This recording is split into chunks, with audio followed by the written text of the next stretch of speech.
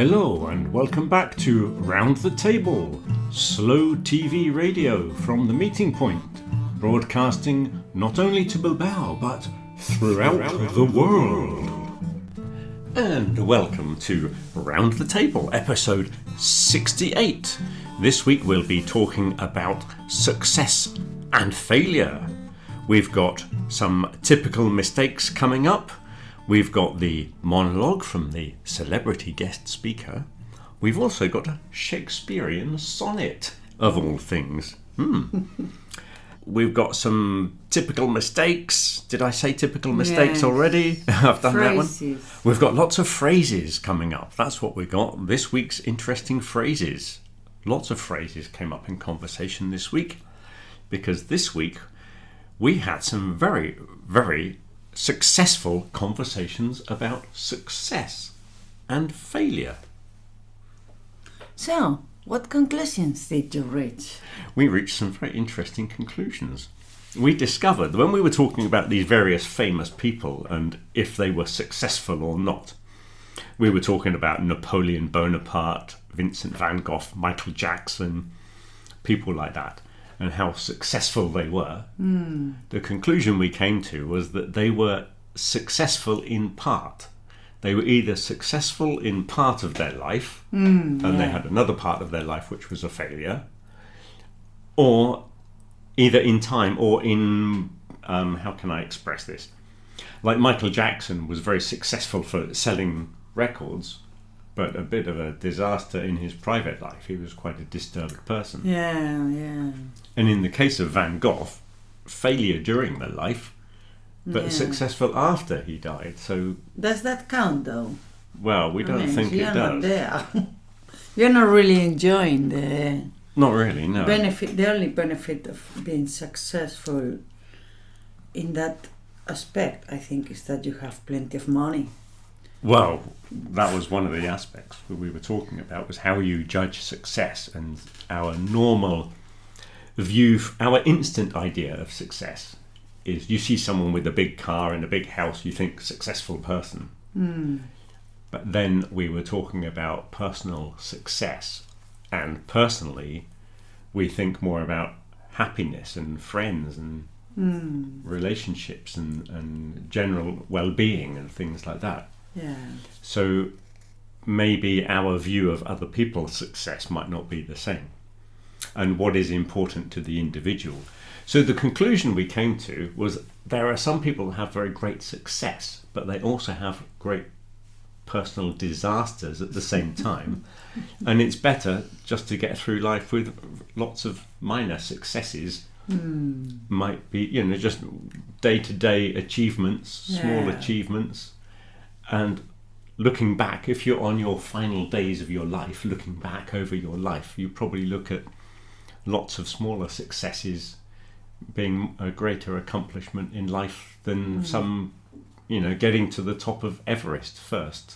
Yeah. Like, it might be a great thing to be the first to fly the Atlantic or get to the top of Everest, and you'll go down in the history books, no doubt, but it's a bit of a hollow achievement, isn't it? Well, what's after that then? Yeah.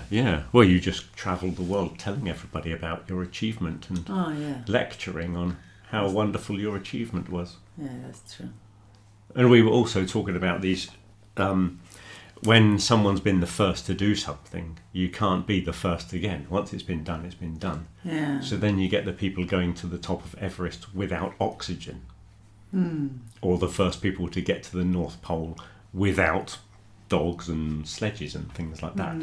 And everyone's trying to change it to be the first to do it in a different way.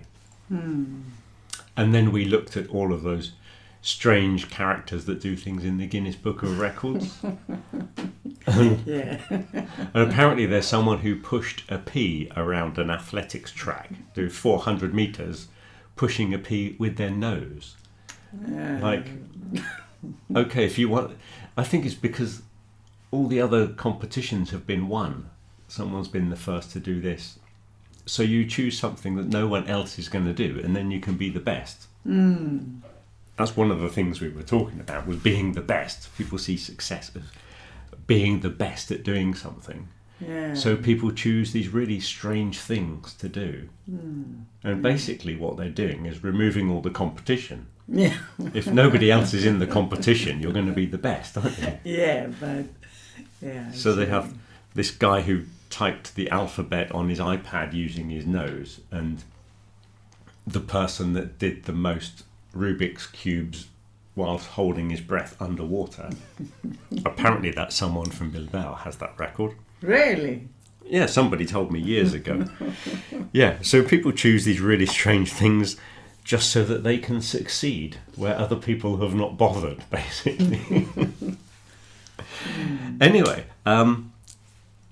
shall we do some typical mistakes? Yeah.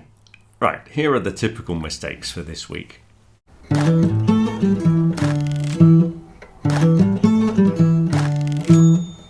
This word concentrate, it gets confusing because people get confused with concentrated and concentrating. Right, if you go back to those ing, ed adjectives that we use, like interested, interesting, yeah, the thing that causes the feeling is the ing. The interesting book, the exciting football match, and the ed version is the feeling that you get. So I am interested because the film is interesting. I am excited because the football match is exciting. Yes. When it comes to concentrate, forget all that, okay? Use it as a verb. Don't think of it as an adjective, okay? Because then if you say I am concentrated, concentrated is used for something that's had the water removed from it. So you get concentrated orange juice. Yeah, like the tomato puree. Yeah, that's concentrated, yeah, because it's been sort of evaporated in some way. So you get concentrated tomato puree. That's quite correct. Quite difficult to find in Bilbao, especially in a tube.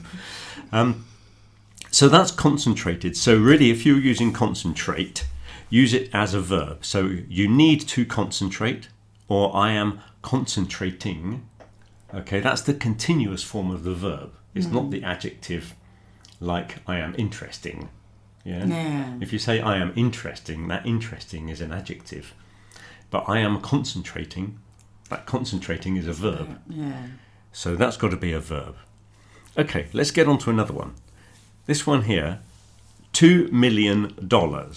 Okay, a lot of people think if you say 2 million, they think there needs to be an S there, and they say 2 millions. There's no S, it's just 2 million. Don't ask me why, it's just one of those strange things we do. Yeah. And it's not of. A lot of people say 2 millions of dollars because it's a translation of Spanish, I presume. Yes. But it's not 2 millions of dollars, it's just $2 million.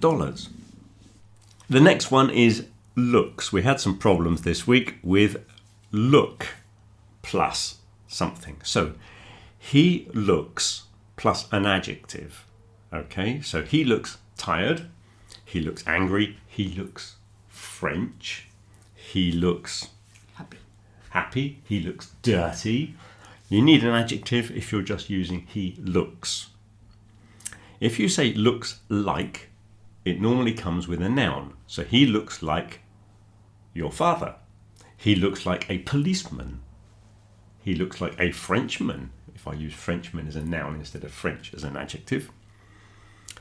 So that looks like comes with the noun. It could also come with a clause after it, such as he looks like he has been crying. Okay, he has been crying is a full clause because it can stand independently. When you use looks as if, that must be with a clause. That can't come with a noun, it has to come with the clause. So you could use looks like or looks as if in speculation, which could be referring to the past, the present, or the future. So as I said, he looks as if he has been crying.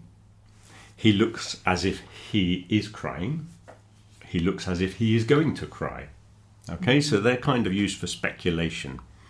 But people got confused this week with those things. So that is the mistakes of the week, the main 3 mistakes. So let's do the next bit. I've got a special new jingle called These Are the Phrases from This Week's Conversations.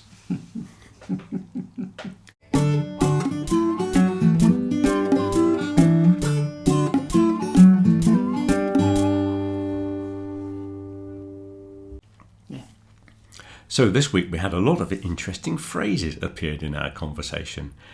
The first one is, it's not worth it. Normally you would use the word worth in sentences like, how much is your house worth, or how much is your car worth, talking about the value, the price of things. But when it's not worth it, it means it's not worth the effort, it's not worth the sacrifice.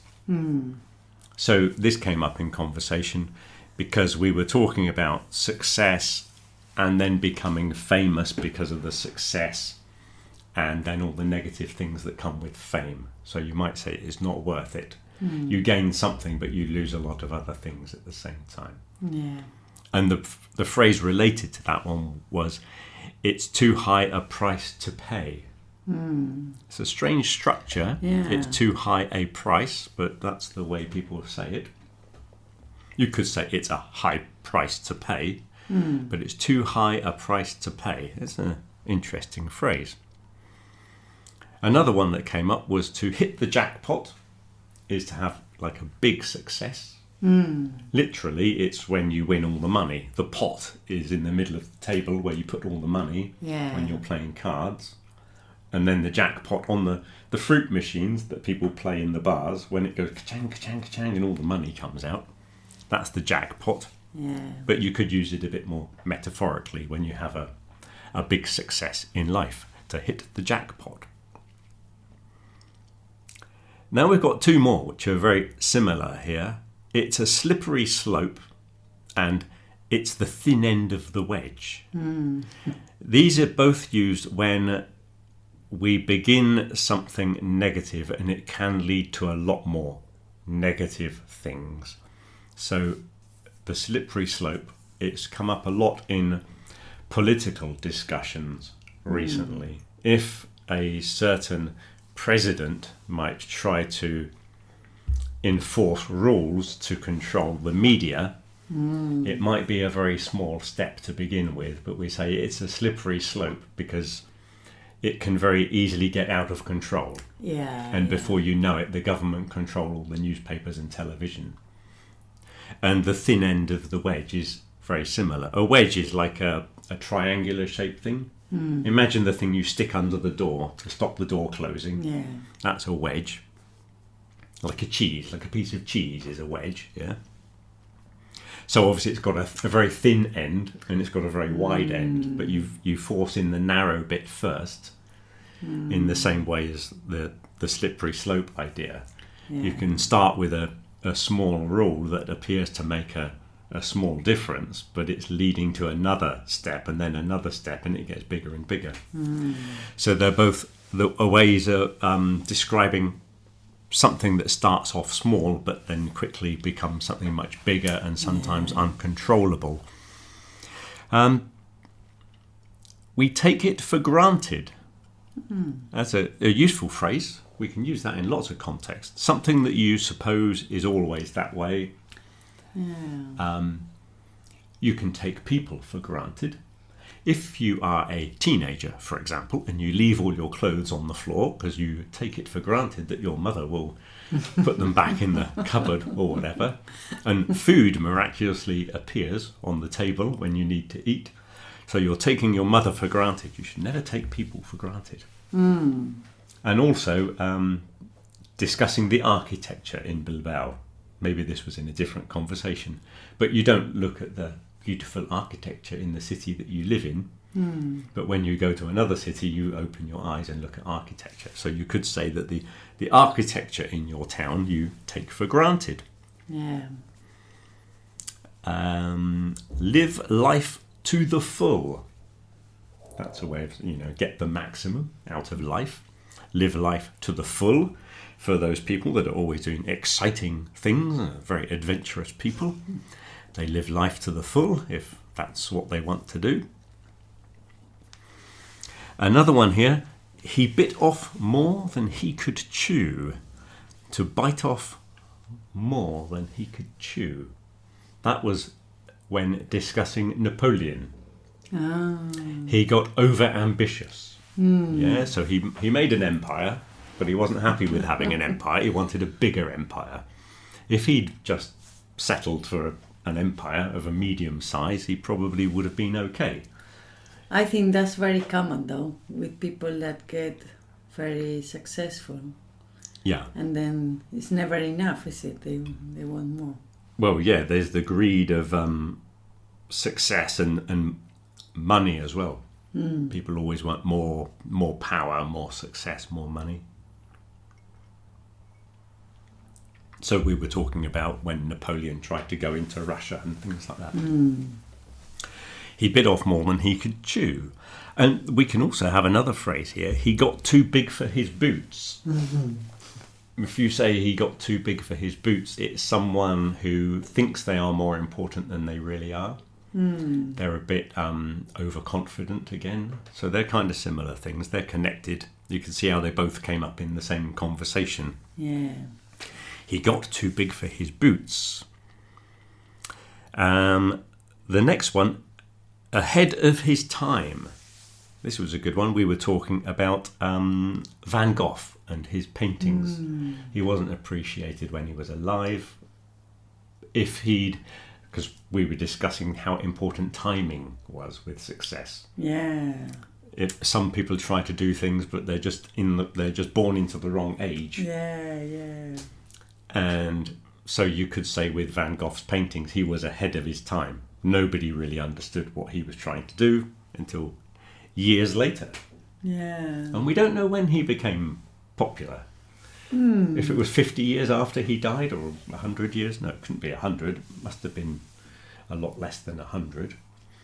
No, so we don't know when he became popular, but he was certainly ahead of his time.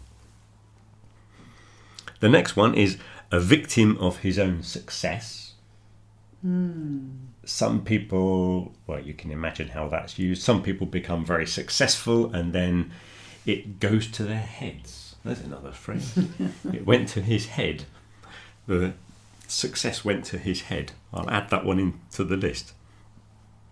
Normally, if you are very young, maybe it's a sudden success. Yeah. And it leads to all kinds of other problems. You don't know how to manage the money. You don't know how to manage the people around you. You've got a lot of false friends and things like that. Yeah, that must be very difficult, though. Yeah. I think you have to be very strong, like very strong personality, and someone close to you. Yeah, we were talking about hangers-on and entourage again. The same as came up a couple of weeks ago when we were doing tours, the on-tour thing. Yeah. We were talking hangers-on again. Yeah. So yes, you can be a victim of your own success. Then we've got, it's out of my hands. It's out of my hands means it's nothing to do with me. Other people are in charge. I have no control over this. Okay. It's out of my hands. You could use it in passing the responsibility to another person, or there are people higher up in society that control these things and I have no control over it. Then the last two, which are not really to do with success and failure, they're just interesting phrases that came up. If I'm not mistaken is a way of introducing something like, I think I'm right, but I'm not guaranteeing that I'm 100% correct. So if I'm not mistaken is an interesting way of saying it. And another phrase, it goes without saying, which is a way of introducing something which you think is very obvious. Yeah. Or that everyone must already know, but you'll bring it into the conversation anyway. So it goes without saying that success can have a lot of problems coming with it. So those were the phrases that came up in conversation this week. Very good. And now, flown in directly all the way from California, it's time for our celebrity guest speaker with a fascinating monologue on the topic of success and failure.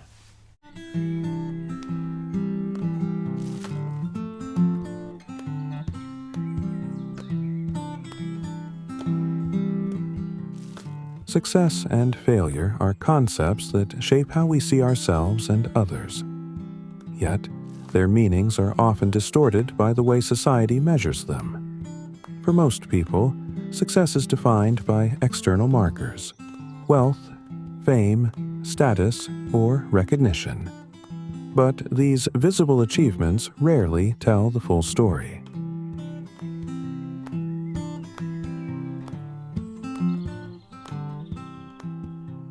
Many who appear successful in one area of life struggle deeply in others: relationships, mental health, or personal fulfillment. In chasing one goal, they may sacrifice balance, happiness, or peace of mind.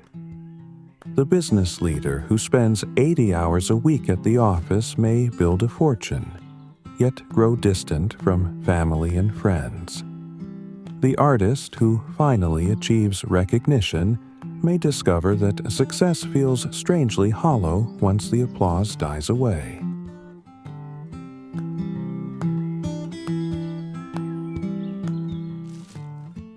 The pursuit of success can also lead to absurd extremes. Every year, people compete for places in the record books with feats that have little meaning or purpose: growing the longest fingernails, or running a marathon in a diving suit. These records, while amusing, reveal something more serious about human nature: our craving for recognition, even when the achievement itself is trivial.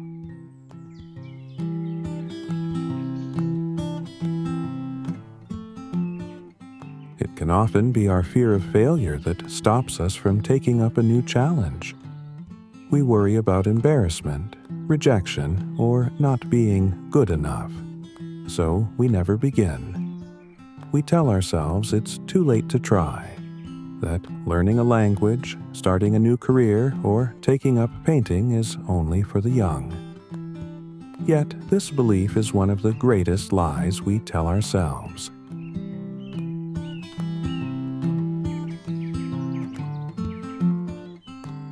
Many people discover success and reward later in life, not in wealth or fame, but in the joy of doing something new. Whether it's learning a musical instrument, joining a local drama group, or volunteering in the community, they find meaning, fulfillment, and confidence through the simple act of involvement.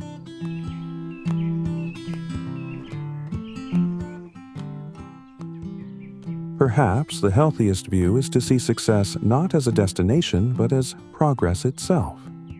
If we measure it by courage, curiosity, or persistence, then almost everyone qualifies. In the end, success is not about trophies or titles, but about continuing to grow at any age.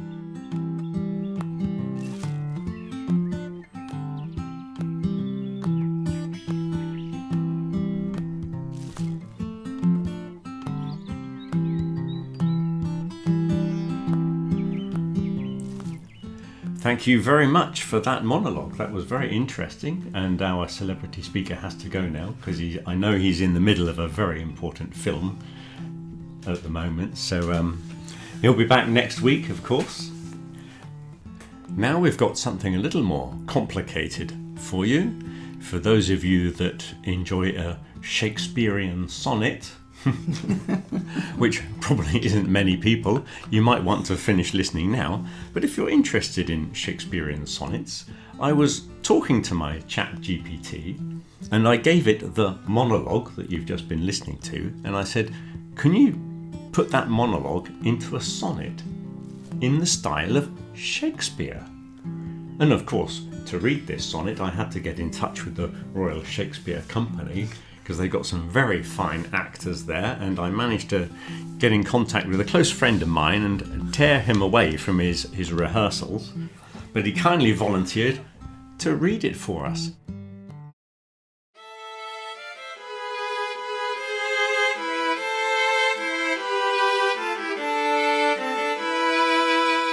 When mortals weigh their worth by gold and fame, they chase bright shadows cast by fleeting light. The laurel's crown, though fair, conceals the same cold emptiness that haunts the sleepless night. The merchant builds his walls of shining stone, yet finds his hearth grown silent, love grown thin. The lauded artist, praised yet left alone, hears hollow echoes where applause has been. And still we fear to fall, and thus refrain, deeming our season past, our courage small. But late the heart may bloom, renew, attain. In song and service, joy may bless us all. For true success is not the race we run, but growing still, till life itself is done.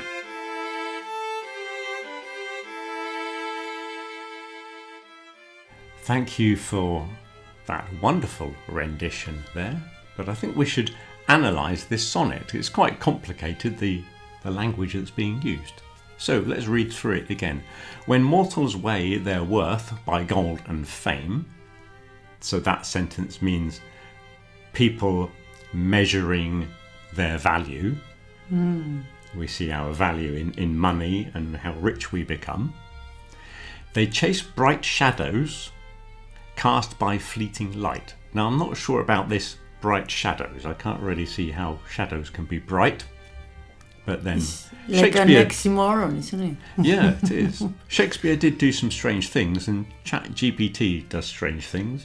Put them together, it's a lethal cocktail. Fleeting light. Fleeting is kind of moving very quickly.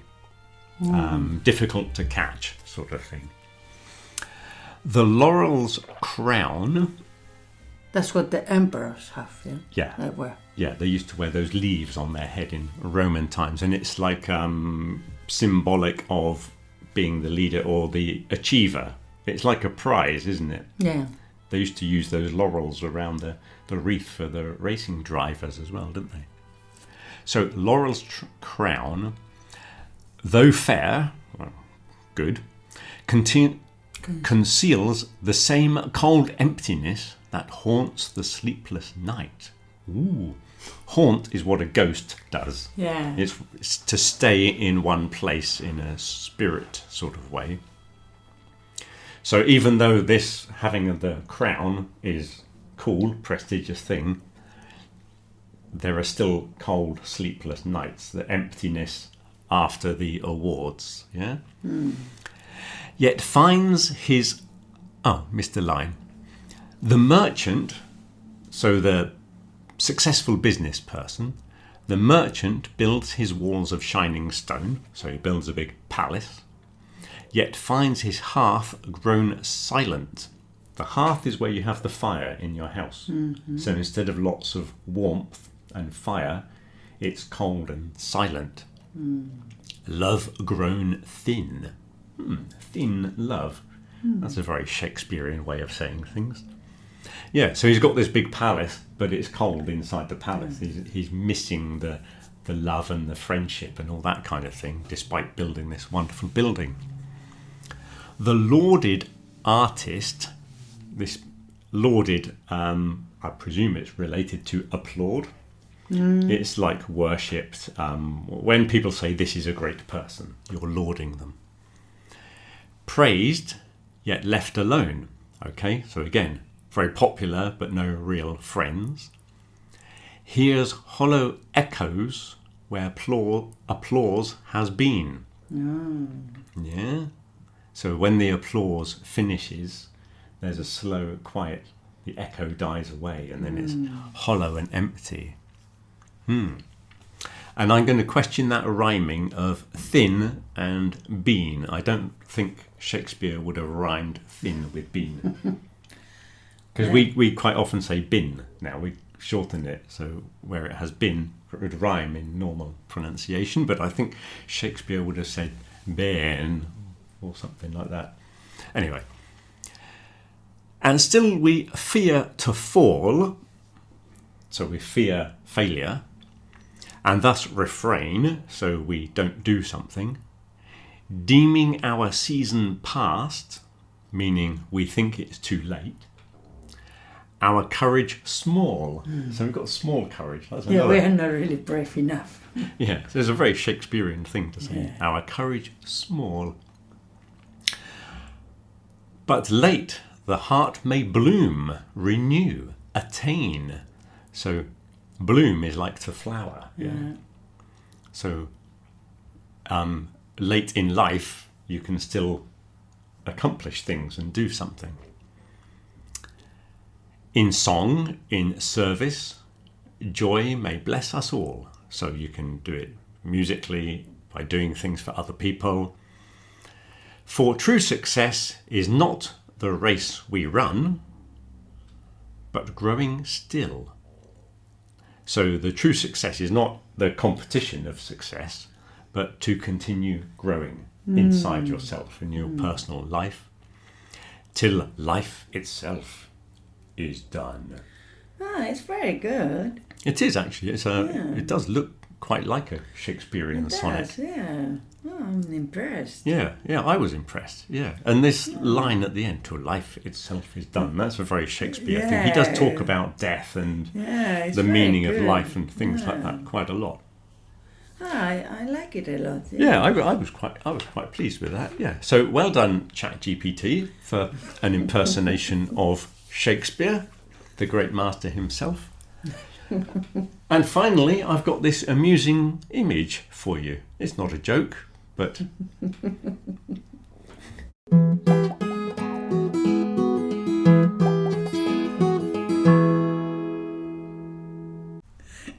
so this is the image of some phonetic cheerleaders, and they're saying, "Give me a schwa." So if you know phonetics, I think that's very funny, but maybe people don't think that's funny. But I like it anyway. And I'm afraid that's all we've got time for this week, so we'll have to finish there and get on with the weekend.